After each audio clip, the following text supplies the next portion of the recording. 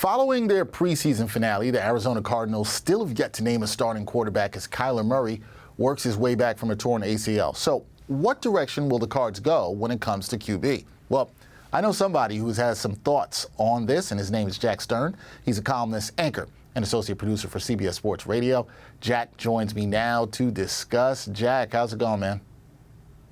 I'm doing fantastic, Dexter. College football is finally back. We had a full slate of week 0 games yesterday, but I feel kind of like I went to a 5-star restaurant and they tried to fill me up with bread and butter. You know, all of the games next week are significantly better. I was able to satisfy my craving, but the matchups next Saturday are going to be really good. So I'm really excited. And then we're finally done with the NFL preseason as well, talking about thing filled up. Those games were fun to watch. We finally got to see our teams back on the gridiron, but enough of this glorified practice. You know what I mean? I want to see regular season action, and we're going to get that 3 weeks from today. So I'm really excited. Yeah, no, I'm excited about it. Yeah, for all the football fans out there, they're not here for the appetizer. They're here for the main course, Jack. That's what they're here for. So let's talk about something that you talked about and wrote about recently, and that's Kyler Murray. He's out with ACL injury, so the short-term options for Arizona right now appears to be kind of underwhelming. The team traded for Josh Dobbs last week. Should the Cardinals be trying to win games with their franchise QB not able to play right now? Well, look, I don't think they necessarily should be intentionally trying to lose, but if they do lose a number of games, it's not the end of the world. If history has proven anything in the sport of football, it's that you have an elite quarterback or you don't, right? The teams that are consistently in contention, whether it be the Chiefs, the Bengals, the Jaguars last season with Trevor Lawrence, they all have an elite quarterback. When you do not have someone who is playing at a very high level, it's going to be very hard to compete and win. Kyler Murray thus far has shown that he can be very good, above average, but is he the type of person who's really going to take your team back to the promised land? I don't think so. He did take the league by storm in 2019 when he won the Rookie of the Year award. He took the Cardinals back to the playoffs in 2021. That was their first time in the postseason since 2015. Obviously, they got crushed by the Rams 34-11, and they were unable to make it back in the next season. But at the same time, I don't see the Cardinals being very competitive in a very tightly contested NFC West where you have the 49ers, you have the Seahawks, and then you also have the Rams who are bound for a bounce-back season as well. So I think that it's time to start thinking about the future beyond Murray at this point, and you're probably going to be going the draft route when you select your next quarterback as well. Given that that's the case, you really have your eyes on that number 1 pick where the consolation prize, as I wrote about, sits, and USC's Caleb Williams. Yeah, and so when you talk about that and you talk about whether or not Kyler Murray is an elite quarterback, it makes you realize there's questions around Murray. He's shown flashes of brilliance in Arizona, but the biggest question, Jack, I would say has to be, is he the quarterback? The question that you're kind of bringing up here, is he the quarterback that can lead the Cardinals to the promised land? What do you say to that? Do you think he's that guy that can be an elite level quarterback?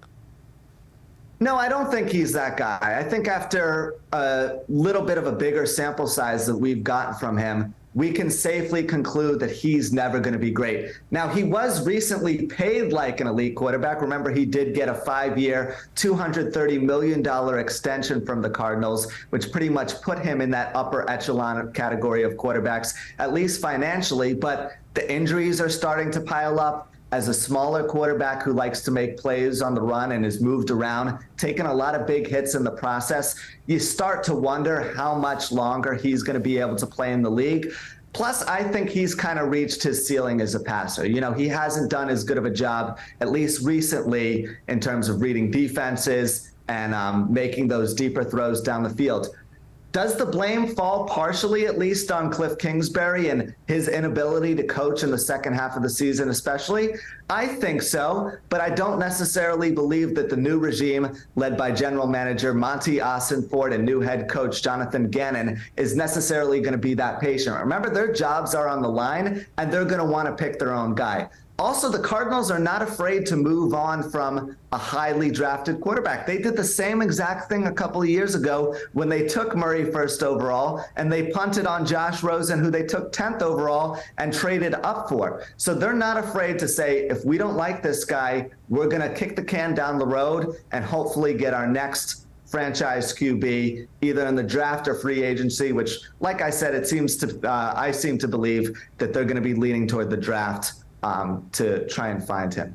Now, you mentioned that, the recent history in them doing that with Josh Rosen and being able to punt on that selection. And in a recent column, you made the argument that the Cardinals might want to actually consider moving on from Murray. However, to a point you brought up before, they invested a lot of money into the young QB already. Do you think it's worth it for them to punt on the 2019 first overall pick? Is that the move you would make if you were the GM of the Cardinals? Oh, it's absolutely the move I would make, because although he has a really nice group around him, led by running back James Conner, obviously had a really nice tenure there with the Steelers, and then a star wide receiver, Marquise Brown, who flashed his potential with Lamar Jackson, but unfortunately has struggled with injuries a little bit recently. I don't necessarily know how much farther Murray can take this team.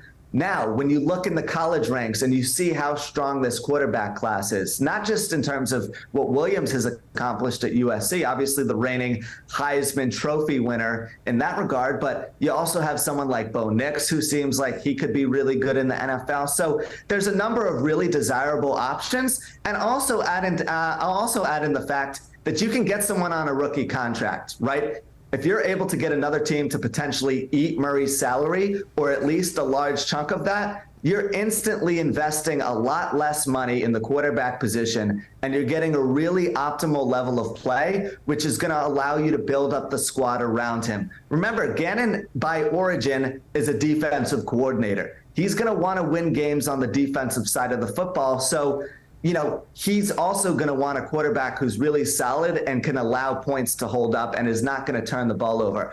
I'm not sitting here saying that they should go and trade fight for Tyrod Taylor or get a game manager or anything like that, but I just don't know if Murray necessarily fits the scheme and what they're going to be looking for going forward as an organization. All right. It'll be interesting to see what the Cardinals do. As I said, they still have not named a starting quarterback for the 2023 season, as Murray's looking to work his way back from that torn ACL. Interesting thoughts from Jack Stern of CBS Sports Radio. His column up about this, in which you should consider what the Arizona Cardinals should consider, in terms of what they might want to do with Kyler Murray moving forward. Go check that out. Jack, as always, good talking to you.